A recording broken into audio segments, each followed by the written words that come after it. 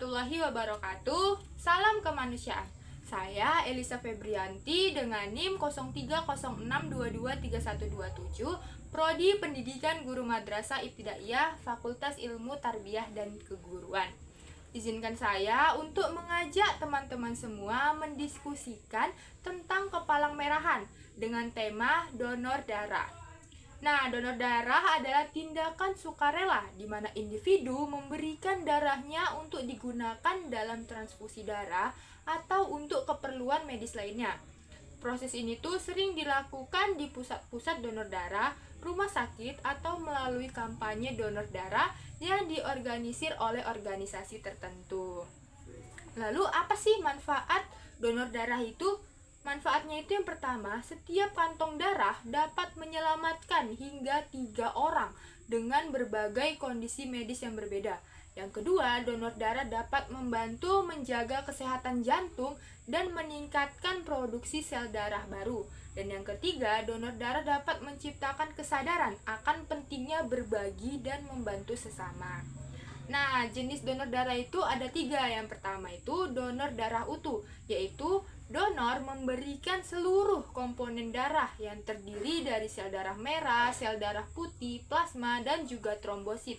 Yang kedua, donor komponen, yaitu hanya komponen tertentu saja yang diambil dalam darah seperti plasma atau trombosit, dan juga sisanya itu dikembalikan ke tubuh si pendonor. Dan yang ketiga, donor plasma, di mana proses ini tuh hanya plasma darah saja yang diambil. Selanjutnya, jenis golongan darah. Jenis golongan darah itu terbagi menjadi 4. Yang pertama itu golongan A, di mana memiliki antigen A pada permukaan sel darah merah dan antibodi B dalam plasma. Yang kedua, golongan B, memiliki antigen B dan antibodi A. Yang ketiga, golongan AB, memiliki kedua antigen A dan B serta tidak memiliki antibodi A atau B. Golongan darah ini tuh sebagai penerima universal. Maksudnya ini dapat menerima darah dari beberapa jenis golongan darah. Lalu yang keempat, golongan O, tidak memiliki antigen A atau B, tetapi memiliki antibodi A dan B. Golongan ini adalah donor universal. Jadi teman-teman termasuk jenis golongan darah yang mana ini? Tulis ya di komen. Nah, selanjutnya itu proses donor darah. Yang pertama itu calon donor mendaftar dan mengisi formulir informasi kesehatan. Yang kedua, petugas medis memeriksa tekanan darah, kadar hemoglobin, dan juga riwayat kesehatan untuk memastikan bahwa si pendonor ini tuh memenuhi syarat. Yang ketiga, darah diambil menggunakan jarum steril dan berlangsung selama 10-15 menit. Dan yang keempat, setelah donor, si pendonor itu diberikan makanan dan minuman untuk membantu masa pemulihan. Lalu persyaratan donor darah. Sebelum teman-teman ingin mendonorkan darah, ada syarat-syarat yang harus dipenuhi. Yang pertama itu laki-laki atau perempuan berusia 18-60 tahun. Yang kedua, sehat jasmani dan rohani menurut pemeriksaan dokter. Yang ketiga, berat badan minimal 45 kg. Yang keempat, kadar hemoglobin minimal 12,5 G per DL. Yang kelima, tekanan darah sistolik 100-180 mm. Yang keenam, tidak menderita penyakit beresiko tinggi seperti HIV, hepatitis, sifilis, jantung, dan juga penyakit lainnya. Dan yang ketujuh, bagi wanita yang sedang haid, hamil, ataupun menyusui tidak diperkenankan untuk mendonorkan darahnya. Selanjutnya itu frekuensi donor. Frekuensi donor itu adalah istilah yang merujuk pada seberapa sering sih seseorang itu bisa atau diizinkan untuk mendonorkan darah.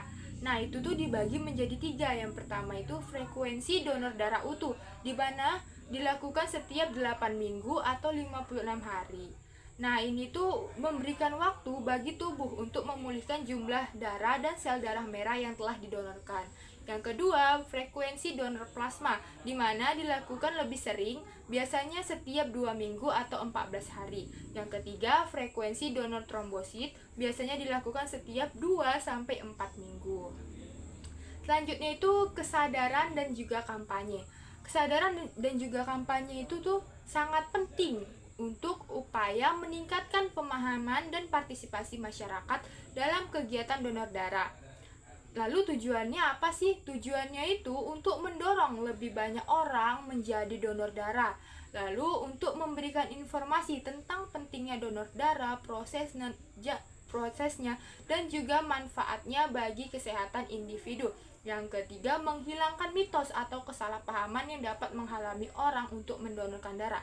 Karena banyak orang takut untuk donor darah karena takut darahnya akan habis. Itu semua adalah mitos ya teman-teman.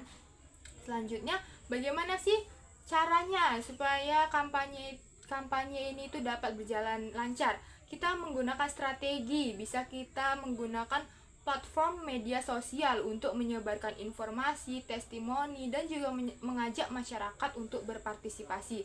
Lalu kita juga bisa nih mengadakan acara donor darah seperti di sekolah, kantor, ataupun komunitas untuk memberikan kemudahan akses bagi calon si pendonor. Dan yang ketiga, kita juga bisa bekerja sama dengan lembaga kesehatan, sekolah, dan organisasi masyarakat untuk memperluas jangkauan kampanye.